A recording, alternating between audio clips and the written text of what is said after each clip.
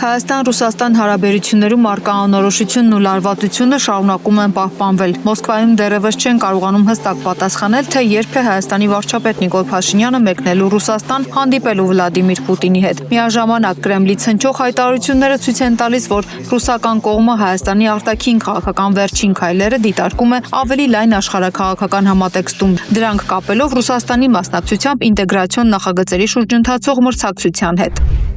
Այս պահին ես չեմ կարող ասել, թե երբ է Նիկոլ Փաշինյանը այցելելու Մոսկվա, որովհետև այդ հարցում դեռ որևէ հստակություն չկա։ Միևնույն ժամանակ մենք տեսնում ենք, որ կանոնների վրա հիմնված կարգերի կողմնակիցները համառորեն փորձում են հարված հասցնել այն ինտեգրացիոն միավորումներին, որոնցում Ռուսաստանը մասնակցում է։ Մեզ համար ակնհայտ է, որ փորձել են արվում վերանայել այն պատմական եւ աշխարհագրական իրողությունները, որոնք դարեր շարունակ միավորել են մեր ժողովուրդներին եւ ձևավորել փոխօգնության ավանդույթներ։ Պատրանքային պատկերացումներ են սերմանվում այն մասին, որ ժողովուրդների պատմությունն ու աշխարհագրությունը, որոնք դարեր շարունակ ապրել են կողք կողքի, կարելի է վերանայել։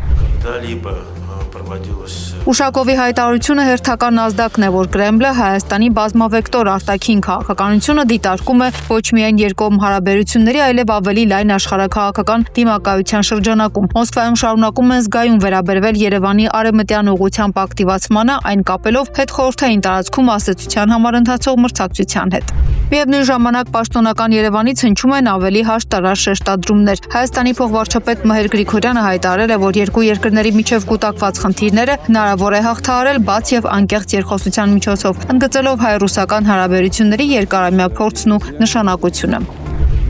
Մենք հույս ունենք, որ Հայաստանի եւ Ռուսաստանի միջև առկա բոլոր հարցերն ու տարաձայնությունները կհաղթահարվեն բաց ու կառուցողական երկխոսության միջոցով։ Ես համոզված եմ, որ մեր երկրների միջև ձևավորված համագործակցության փորձը երկարաժամկետ, հիմնարար եւ արժեքավոր ակտիվ է, որը պետք է պահպանել ցանկացած միջազգային իրավիճակում։ Ռուսաստանը կարևոր դեր ունի համաշխարհային քաղաքականության, տնտեսության եւ մշակույթի մեջ, եւ մեր հարաբերությունները պետք է շարունակեն զարգանալ փոխըմբռնման եւ գործընկերության ոգով։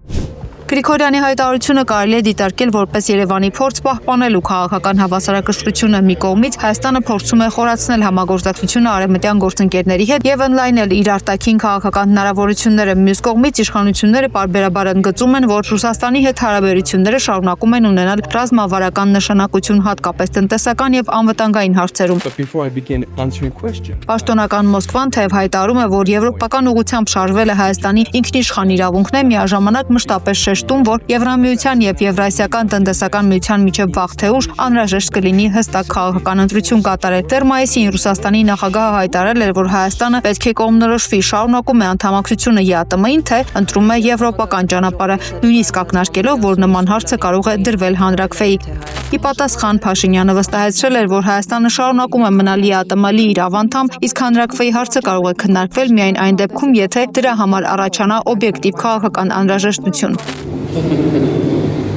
Փաշինյանի հնարավոր այցը Մոսկվա կարող է դառնալ հայ-ռուսական հարաբերությունների ներկա փուլի կարևոր փորձաքարը։ Վերջին տարիներին երկու երկրների միջև կուտակվել են բազմաթիվ հարցեր, սկսած անվտանգության համակարգից եւ տարածաշրջանային գործընթացներից մինչեւ տնտեսական եւ ինտեգրացիոն համագործակցության ապագան։ Սակայն թե Մոսկվայի, թե Երևանի վերջին հայտարարությունները ցույց են տալիս, որ կողմերը դեռևս շահագրգռված են պահպանել քաղաքական երկխոսությունը եւ խուսափել հարաբերությունների վերջնական սրումից։ Այսպիսով Փաշինյանի մոսկովյան այցի ժամկետները շարունակում են մնալ անորոշ, սակայն ակնհայտ է, որ երկու մայրաքաղաքներում էլ հասկանում են կուտակված խնդիրների լուծման համար վաղ թե ուշ անհրաժեշտ է լինելու ուղիղ քաղաքական շփում։ Իսկ մինչ այդ հրապարակային հայտարարությունները շարունակում են արտացոլել ոչ միայն երկկողմ տարաձայնությունները, այլև Հայաստանի շուրջ ձևավորվող նոր աշխարհաքաղաքական իրողությունները։